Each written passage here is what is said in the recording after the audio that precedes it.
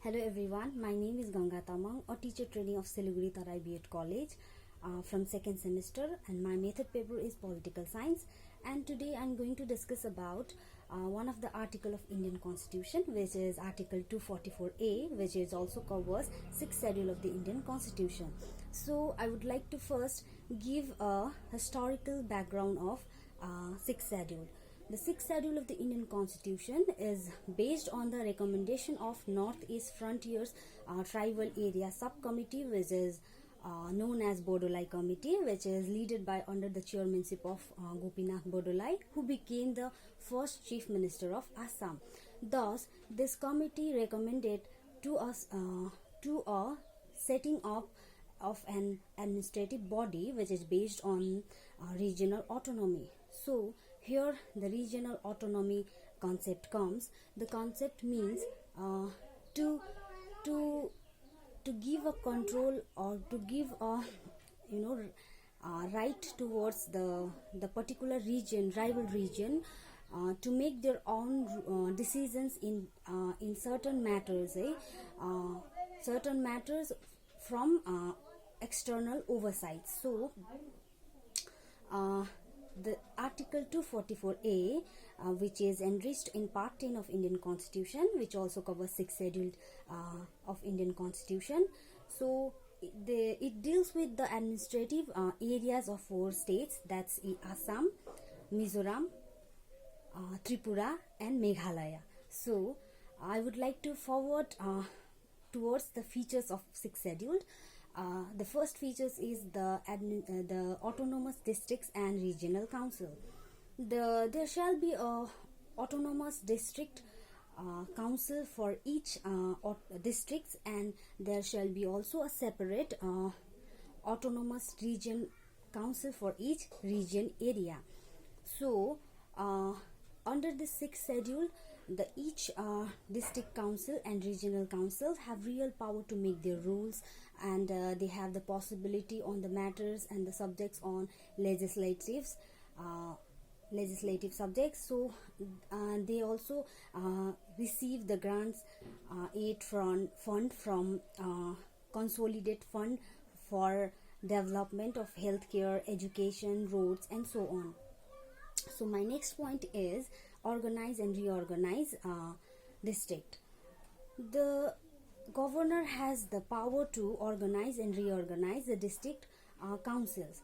So if there is different tribes within one district council, the governor has power to divide each district councils with different regional areas. So my next point is lawmaking. The autonomous district council and regional councils have the power to make their own rules in certain matters like forest, land, shifting cultivations and inheritance of property, marriage, in village administrations like social customs and so on. But all these laws only required or only come in effect when governor give the assent for all laws. So my next point is this setting of disputes.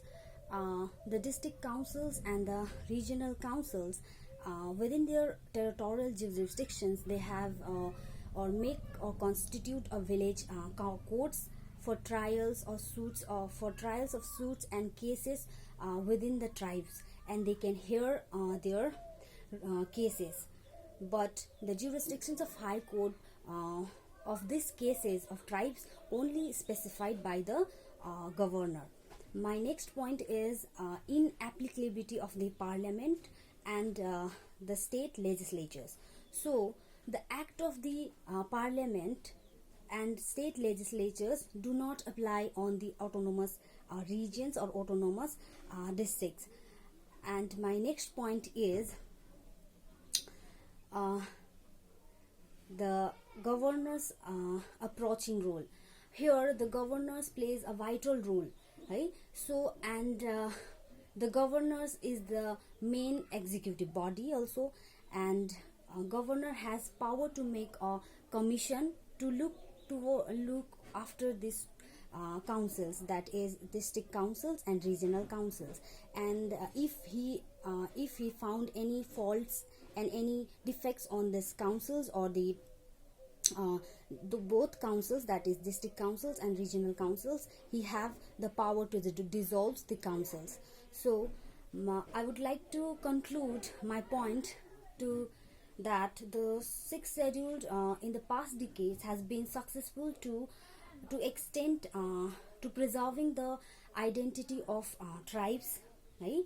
Tribes, but identity of the tribes, and also given the statehood for some tribes. But in present context, the sixth schedule of the sixth schedule provisions has to be enhanced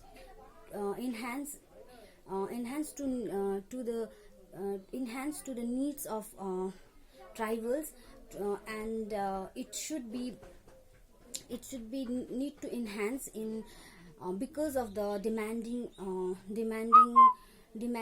and mechanisms which will be coming from the tribal localities. Thank you.